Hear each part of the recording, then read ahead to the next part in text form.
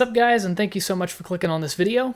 If you can't tell already, this is going to be a little bit different from the kind of fast-paced gaming content that you usually see from the channel, but I wanted to try something a little bit different and see what you guys think. So today we're going to be doing a bit of a introspective look at a show that I enjoy, and I think a good way to put it would be it's kind of a book club format. This is going to be mostly an opinion piece. It's not like your typical video essays where it's just all facts and very blocky in that sense. This is going to just be kind of what I got out of a show, and then I want to see your opinions, see if you agree, if you disagree, and if you haven't seen the show, maybe get you to watch something that wasn't on your radar before. So, with all of that said, go ahead and click like if you like, and please comment if you want to see more of this stuff. It would really be helpful to me, especially with something more experimental than my usual just gaming content. So, if you do like the content, I would really appreciate a comment so that I know to make more of it. But with that said, let's get straight into the actual content of this video.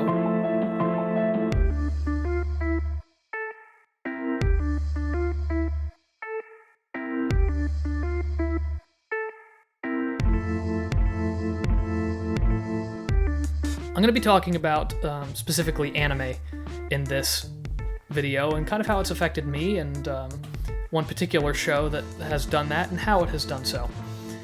So for me, anime in general as a whole, as a genre, hits a very niche middle ground, because you've got your Western animation here where you've got your one half that is kids shows, really, and that's not to say that adults can't like these shows, but you're going to have shows like Teen Titans, you're going to have shows like The Last Airbender, where those are your kids shows that are going to get the most adult audience, but primarily those are still made for kids.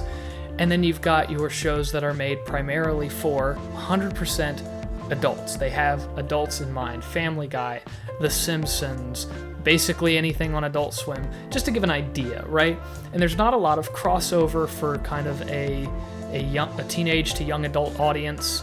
Usually it's your kid extreme or you've got your adult extreme, but there's not a lot of in between. And something that anime does is it kind of fills that void, that niche, and Western animation as a whole has not really been able to replicate that.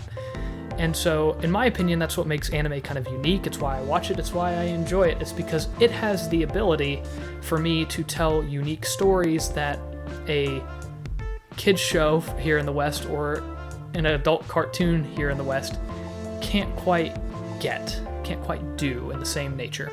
At the same time, though, this can be quite an overwhelming thing to people who don't watch anime and don't get it, I suppose. For instance, my parents. If I talk to my parents about anime, they might even be willing to watch anime, but they're not going to understand it in the same way that I do, and it's because of how the characters are built. Specifically, with the slice of life genre, which I'll be discussing more today here in just a moment, the slice of life genre does in anime is it takes a character archetype and it amplifies it to the nth degree. And I think a good example of this, now it's a highly exaggerated one, is the tsundere character model. And if you don't know what a tsundere is, it's essentially the girl that teases the guy and like calls him an idiot and says, I don't really like you, or that kind of thing, when she really does. And that's her way of showing that she likes a guy, is by saying that she doesn't.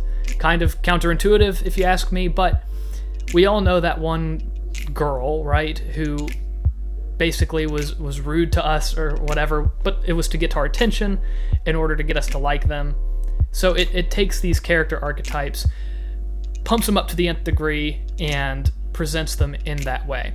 So this can be very off-putting to those people who didn't grow up with anime, who don't understand anime, who haven't watched a lot of it. And I think that this also kind of adds to that unique nature that anime tells its stories through. Which anime am I going to be focusing my time on today? I'm sure you're wondering this question at this point. Well, that anime that has a unique story to tell, a unique thing about it, especially now in our modern age, is The Great Jaahi Will Not Be Defeated. Now, I can already hear two halves of the audience. There's the one half of the audience who is like, I have not seen that show. It's kind of like The Incredibles, those who know versus those who don't know. Those who don't know are sitting there with like the smile face, right? And those who know are like, have like the grave like face. I'm sure my editor will put something on screen here so that you guys will get kind of the gist of it. But at the same time, to those who do know are probably just like, what's special about Jaahi? It's a comedy show. Let me explain kind of the general gist of the plot. And I'll say this now, I'm going to get into some possible spoiler territory for Jaahi, but before you click away, it's not like the story is like paramount to this. It's a comedy show, and it's not really the biggest factor here. The story isn't, that is. So if you're worried about spoilers, you can leave the video. I don't really have a timestamp as to when I'll be done discussing those spoilers, but at the same time, if you're worried at all, you can click off the video, and I won't be offended, I promise. But if you are sticking around, which I do appreciate, let me get into some of the story beats that particularly stuck with me. So, when it comes to Jaahi, it really is a pretty average comedy show by anime standards. So what ends up happening, in the general gist of the story, kind of the setup, right, is Jaahi is the leader of the second in command. I'll get people shouting at me if I don't say the second in command of the Dark Realm. And this was a position of great power, and she basically was able to do whatever she wants, but mysteriously, at some point, there is a character who destroys the Dark Realm, and basically everybody in the Dark Realm gets sent down to Earth to live with humanity. This leaves Jaahi, the protagonist, in a position where she is kind of, well, she's broke. She's flat broke, living in a small apartment, and doing bartending to pay the bills, so to speak. This concept in and of itself is nothing new. My best example that I could come up with offhand is something like the Fresh Prince of Bel-Air, right? And when I say that, I mean it is a switch in environment. Jaahi goes from like rich and powerful to absolutely nothing. Fresh Prince of Bel-Air kind of does the opposite, where he moves into his rich family's like house, right? But at the same time, the idea of moving into a unfamiliar place and doing something new is nothing of a new and original concept. It's been done before, but there are specific parts in episodes of Jaahi that stick out, especially in today's era. So I'm going to begin with episode 8 to prove this point. So in episode 8 of Jaahi, she gets to have a party with a friend of hers who is very, very wealthy. So one of Jaahi's friends uses her kind of Dark Realm knowledge to become a higher up executive at a business, very wealthy, and this rich friend throws a party for Jaahi. So Druj, that's the name of this rich friend, recreates everything to a T. The food, the atmosphere, the environment, all of it is just like the Dark Realm, except for a few small factors. Druj gets a phone call during the entire experience, and this takes away from the experience for Jaahi, where she is supposed to have a night just like the Dark Realm, and there's a business phone call, and Jaahi basically says, I can't believe you're doing this, and Druj ends up throwing the phone on the floor and it's played for laughs, but it's taking away from Jaahi's overall experience where she's supposed to be, where she had her sense of joy in the Dark Realm. The party continues, it seems to be going well. There's another intrusion by some basically business executives, friends of Druj, who tell her that she has to do XYZ. I can't remember exactly what they say, but that's the gist of it. They interrupt again, and the party continues, and the clock strikes midnight, and Jaahi gets up and just walks out. Leaves the party. Druj even says the party's still going. You know it's ongoing. Druj makes the point. We are still having a party here. And Jaahi says, no, I'm gonna go home. Next time, let's do it for real. Let's do it in the Dark Realm, where we did it before. So Jaahi gets home after this, runs home, and in tears, runs to her apartment and goes to her outdoor deck, looks at the moon, and says, I want to go back. I want to be in the Dark Realm again. Knowing full well at this point it isn't possible. Jaahi wants to return to the Dark Realm. Or does she? See, we have this kind of ongoing story arc that's going on through the entire thing where Jaahi is kind of determining whether she wants to stay in the human realm and is empathizing with humans, or if she wants to go back to what she knew. And this brings me to a few episodes later, episode 11. So, Jaahi's landlord ends up moving in with Jaahi, much to Jaahi's chagrin. This is not a very good thing for Jaahi because already it's a small place and now she doesn't have like enough bedding, she doesn't have enough supplies. She does get free rent, but there's only so much space that she has in the apartment, and it ends up being kind of a disaster. This continues for a bit, and the final resolution to this plotline is the landlord gets a call from her sister, the person who she argued with in the first place. The reason why she is living with Jaahi is because she got in an argument with her sister. And the sister calls Jaahi, and Jaahi essentially says, well, the sister calls the landlord, but Jaahi picks up, for clarification's sake. And Jaahi basically says, you know, here, landlord, talk to your sister. Do it, please. So we can get this resolved and you can get out of here. Get out of my house. I don't want you to be here anymore. And the landlord is refusing to do it. The landlord looks away. I don't want to talk to my sister. We've had this argument. We're not going to do it, right? Jaahi finally puts her foot down, looks at the landlord, and says, "What more do you want?" And this line is so powerful. And it's not just because she is frustrated with the landlord, it's because Jaahi knows what it is like to have joy taken away. And Jaahi truly wants the landlord, what is best for the landlord. Even after this entire disastrous situation, Jaahi knows what true joy is, and she also knows what it's like to have nothing and to have it taken away. And she sees that there is a potential for that in the landlord. And so she says to the landlord, go back before it's too late, before you lose what you have.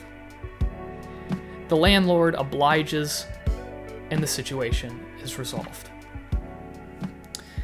Now, past episode 11, these moments kind of dwindle, and it's why I ended up, I have a My Anime list account, which I will not be sharing today, but I do have an account, and I gave this show a 7 out of 10. And objectively, My Anime List kind of agrees. It has a 7.52 overall between the however many users reviewed it. In past episode 11, these kinds of poignant moments are few and far between. They're not as much around anymore. There are some touching things here and there, but it's nothing quite to the degree of these things in episode 8 and episode 11. But to get to the point of all of this, the reason why I'm saying all of this is because I believe that Jaahi, the great Jaahi will not be defeated, came at a very important time. So, in case you haven't been around the past 2 years or so, we've had a certain thing that's been going around, a certain illness. I don't know if you've heard of it. YouTube demonetizes videos if you say the name of it, so I'll let you guys figure it out. But I figure you probably know the one. Came around March of 2020. But it has some really good parallels to the situation that we're in with said illness. And I want to start by talking about an article that I found by Tobias Weaver. And he put this article together about Stoic philosophers and how they view change. So, to quote the philosopher and Roman Empire, or to quote the philosopher and Roman Emperor Marcellus Aurelius, loss is nothing but change, and change is nature's delight. Essentially, we have to deal with change. It's going to happen. It is inevitable. That was his point with this, by saying this, is there are some changes that are necessary. And then he goes on in the article to talk about control, and I'll link the article below. It's very good. It has some very interesting thoughts and a lot of references to many more philosophers than the ones that I have mentioned here. But to go on, he also quotes Stoic philosopher Epictetus, I hope I'm saying that right, who says, "The chief task in life is simply this: to identify and separate matters so that I can say clearly to myself which are externals not under my control, and which have to do with the choices I actually control." So this got me really thinking. We have experienced a tremendous amount of change within the past couple of years. And it's easy for me to sit here and think about what life used to be like before the certain illness hit, before the certain illness affected all of us. But doing so, thinking about that, sitting and just wondering what that would be like if we could go back to that, is like Jaahi if she would have stayed at the party. She would never move on and never accept change. And when she ended up seeing this mentality in her landlord, she stood up and essentially said that you have the opportunity to seize joy now. And I know what it's like to lose joy and wallow in self-pity.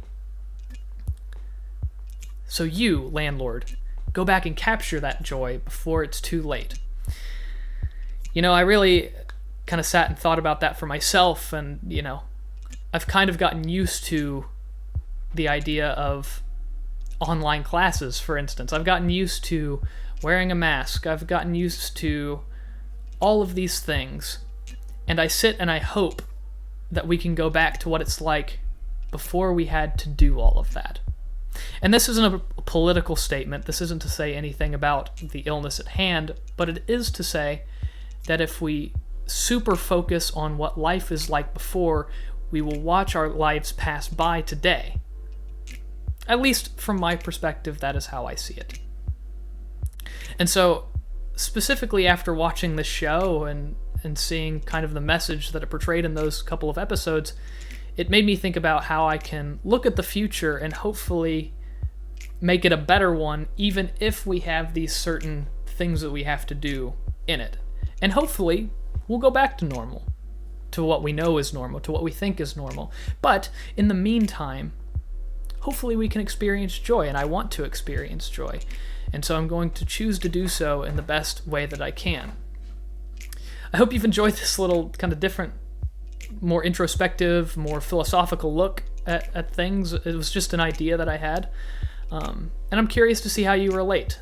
If you have any thoughts, please feel free to reach out, whether it be through the comments down below, through my Discord. I have it all linked. You can look in the description. It's all there. And this really isn't to gain views or to gain engagement. I want to see what you guys think. I'm legitimately curious. So I hope you've related to this video, and I hope you've enjoyed something a little bit different from the channel. And I will see you guys in the next one.